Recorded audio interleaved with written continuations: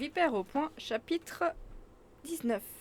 Mon père ne se fit pas attendre le lendemain. Il était à Paris. En rentrant du musée Grévin, je fus tout surpris de le trouver assis dans une bergère et dévissant avec sa belle-mère. Ah, te voilà, toi, fit-il d'un ton rogue. Jacques, je vous en prie, intervient aussitôt ma grand-mère. Mon père n'avait pas d'intention belliqueuse, il sauvait la face simplement. Tu nous as fait beaucoup de peine, ajouta-t-il plus doucement. Si vraiment tu estimais injuste la sanction que ta mère a prise, il fallait m'en référer. Je n'ai jamais repoussé mes enfants. Mais, coupa madame Pluvignac, cette sanction vous l'aviez ratifiée? Papa se mit à triturer sa moustache avec impatience. Mon escapade, évidemment, le troublait guère, mais que j'eus fait appel de son autorité par devant une juridiction supérieure, qui n'était point valable à ses yeux, voilà ce qu'il ne me pardonnerait pas, de longtemps. Dès que grand-mère eut le dos tourné, il se hâta de me le faire savoir. Tu peux être content de toi, mon pauvre ami. Ton père a l'air fin devant ses Pluvignac, à qui tu as confié le soin de contrôler ses abus de pouvoir. Je ne répondis pas tout de suite. J'étais en train de penser que si mon fils m'avait joué un tour pareil, je l'eusse tout bonnement roué de coups et traîné par les cheveux jusqu'à la maison. Folcoche, elle, connaissait la manière. Celui-ci, qui ne savait rien vouloir que ce que voulaient les autres, de quel droit parlait-il toujours de son autorité? L'autorité, ça se prend. Ça ne se réclame pas comme des billes perdues. Certes, j'avais bien un peu pitié de lui.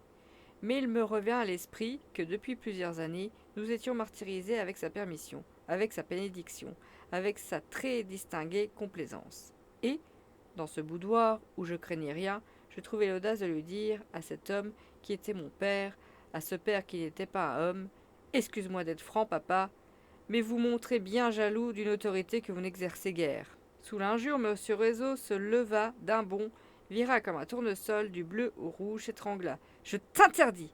Je t'interdis! Tu n'es qu'un. Ma grand-mère rentra tout à fait à propos. C'est bien ce que je craignais, dit-elle sèchement, Jacques. Vous vous emportez comme un sous-lieutenant.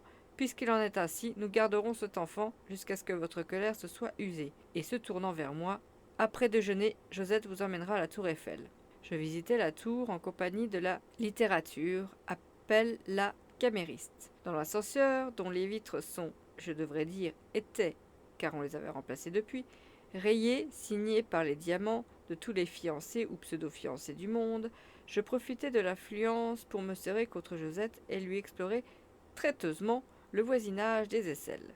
Je dis bien le voisinage, car je n'osais prendre carrément l'objet en main. La petite bonne ne daigna pas s'en apercevoir tout d'abord, mais finit par me saisir le poignet en souriant. Et ce geste, et ce sourire de femme, que je défends, me remplirent d'une grande considération envers moi-même. Cependant, je n'insistais pas.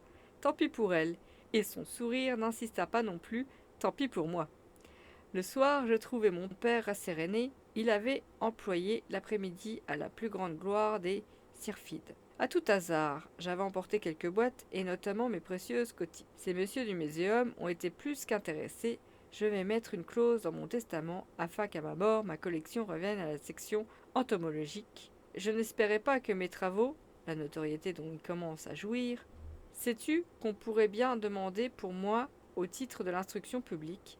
Geste 30 du comté de la Boutonnière, puis un doigt sur la bouche, enfin pas un de ces coqs à l'âne dont il a le secret, papa donne une suite paisible à notre conversation du matin. À propos de ce que je disais à midi, je voudrais que tu comprennes une chose.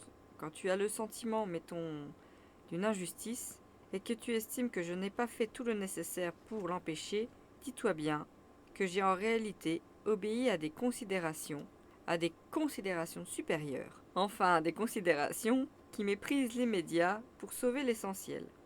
Il tousse, monsieur Réseau, pour se dégager de ces considérations plus embarrassantes que les fils du gruyère chaud. Il tousse et devient presque sincère.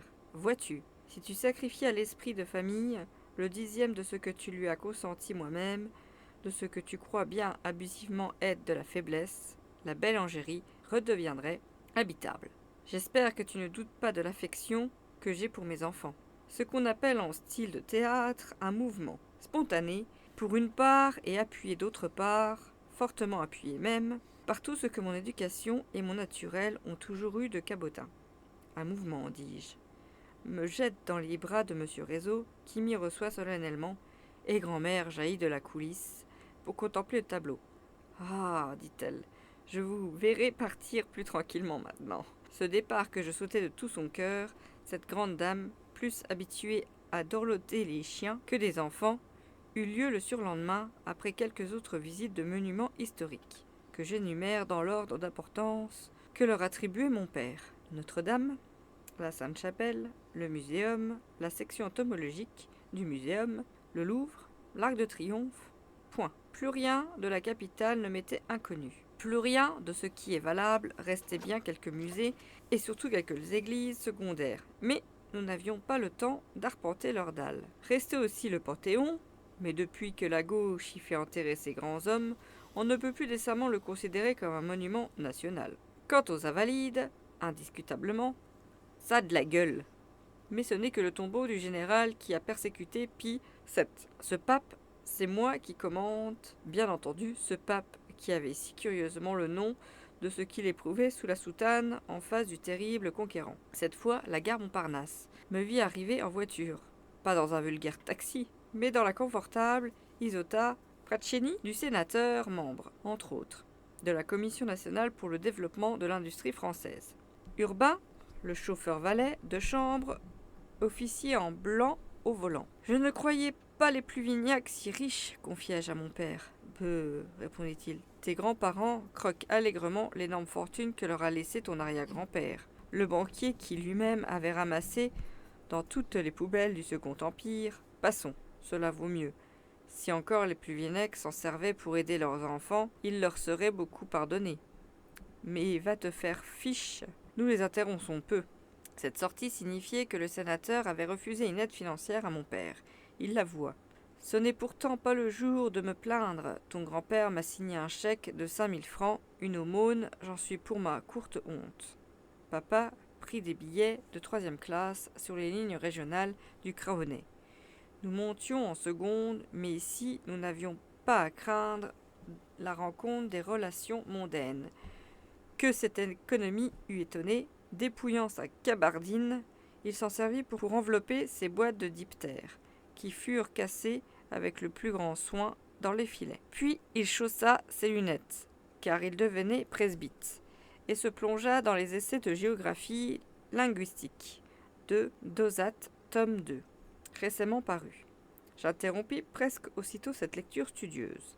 Papa, grand-père a-t-il vraiment une position importante au Sénat ? Monsieur Réseau me regarda par-dessus ses lunettes, haussa les épaules et bougonna. Laisse-moi lire. Mais il continua, ravi d'arrêter son beau-père. Le sénateur attend, depuis 20 ans, qu'on fasse appel à son dévouement pour un poste de sous-secrétaire d'État. Mais nul ne veut de lui. Il n'a que ce qu'il mérite. C'est un homme sans couleur.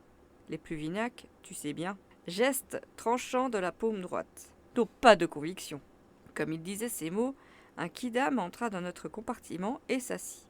Cet homme, lui, avait des convictions mais désastreuses, car il déploya l'humanité largement. Papa hocha la tête pour mon édification. Plusieurs fois, comme les gens de couleur de la crèche, lorsqu'on leur donne 10 sous, « Seigneur, pardonnez-leur, ils ne savent ce qu'ils lisent. » Monsieur Réseau, lui, savait ce qu'il lisait, grâce à 2 siècles d'ancêtres fidèles à l'index. Il se replongea dans les essais de géographie linguistique, et le train démarra. Tandis que je faisais des efforts désespérés pour savoir si le numéro du wagon AH1 459-457 était un nombre premier, l'éruption du contrôleur ramena mon père dans le domaine des choses pratiques. Le communiste tendit une carte de circulation. Tout le compartiment afficha le discret sourire de réprobation qui est de mise en ce cas-là. Monsieur Réseau tendit 2 billets de cochon de payant. Une pensionnaire qui arborait la croix de ma mère entre ses maigres salières fouilla fébrilement son sac en retournant toutes les pochettes, extirpa un chapelet, sa brosse à dents, la moitié d'un peigne, un numéro de lisette et finit par retrouver le bout de carton à l'intérieur de son mouchoir, marqué de M et dans lequel elle avait saigné du nez. L'enfant, à moins de 3 ans, fit remarquer sa voisine. Dame à chignon, compliquée, reprenant précipitamment sur ses genoux un garçonnet dont elle venait de dire qu'il était fort pour ses 5 ans. Tiré de son assoupissement sur le chemin de tête en fausse dentelle, l'occupante du côté faste, côté couloir, place louée, fournit aux représentants de la compagnie une de ces bandes de papier surchargées de crayons gras que l'administration réserve aux itinéraires anormaux. Le contrôleur l'examina, le retourna et mit l'hypothèse d'une possibilité d'erreur quant au choix de ce train, interdit aux bénéficiaires de congés annuels. Mais daigna n'en point faire état et manœuvra sa poinçonneuse, qui, du reste, habituée à mordre en plein carton, mâchonna lamentablement le papier. « Quelle chinoiserie !» protesta faiblement l'homme du coin. Dès qu'il eut disparu, la casquette à bandes rouges, les dernières lois sociales, on dirait que ça les gêne. « Vous pouvez le dire, » appuya le lecteur de l'Humanité. Monsieur Réseau soudain descendit dans l'arène. « Plaignez-vous, messieurs. Moi, je paye. Enfin, je n'ai que 30% de réduction à cause de mes 3 enfants. Voilà toujours un petit avantage que vous devez aux revendications ouvrières, » insinua le communiste, qui, du premier coup d'œil, avait identifié la classe sociale de l'ennemi. Mais celui-ci était lancé. « Oh, répondit-il, je lui abandonnerai volontiers ces 30% à l'État, s'il voulait bien me rendre l'or que je lui ai prêté au lieu de me donner du papier. Les économies deviennent une erreur, je vous l'accorde. Des économies? Un réseau? Mais pour qui me prenait-on, mon père ?» Dans son esprit, il consentit seulement à remplacer le mot « ancêtre », vexant pour ceux qui n'en ont pas, par celui de « génération ». Quand plusieurs générations, dit-il, ont édifié patiemment une fortune, et qu'on la voit s'effondrer en quelques années d'une démagogie financière qui s'en prend systématiquement aux porteurs de rente, il n'y a pas de quoi être fier de son pays. Le communiste chargea. « Les porteurs de rente, ma foi, mon beau monsieur, encore bien un beau qu'on leur en donne du papier. Moi qui vous parle, j'ai peut-être un permis de circulation, parce que je suis cheminot, oui, sous-chef de gare, mais je n'ai pas de rente et je ne m'en porte pas plus mal. Je travaille. Si tous les bourgeois en faisaient autant, au lieu de rester improductifs, donc parasites, nous n'en saurions pas où nous en sommes. » Alors, moustache flamboyante, monsieur Réseau s'écria. « Ne calomniez pas les bourgeois, monsieur. Ils sont la prudence, la raison, la tradition de la France. Mettons du franc, ça serait plus juste. » Mon père saisit cette flèche du part au vol avant qu'elle ne s'enfonçât profondément dans son sein et la rendit à l'archer.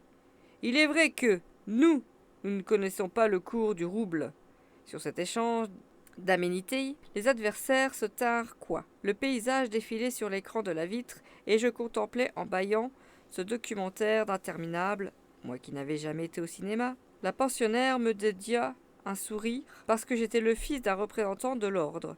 À partir de Sablé, le train qui devenait omnibus se remplit de coiffes blanches et de paniers d'où émergeaient des têtes de canard. Agré en bouère, le sous-chef de gare descendit, saluant d'un mauvais sourire. 2 amis, 2 camarades, pour parler sa langue, l'attendaient sur le quai, et sans doute dut-il leur raconter la scène, car il nous parvient cette phrase, lui est rivé son clou. Agacé, monsieur Réseau trouva que le soleil le gênait, et saisissant le rideau bleu, tira cette paupière sur l'œil de Moscou. Approuvé par les nouveaux occupants du compartiment, il saisit d'un air dégoûté l'humanité, oubliée par le militant, et le jeta sous la banquette. Le train repartit vers le Craonnet, terre des choux, des chouans, des chouettes et des choucas, qui criaient autour des clochers « Je crois, je crois !» À Château-Gontier, le train se vida.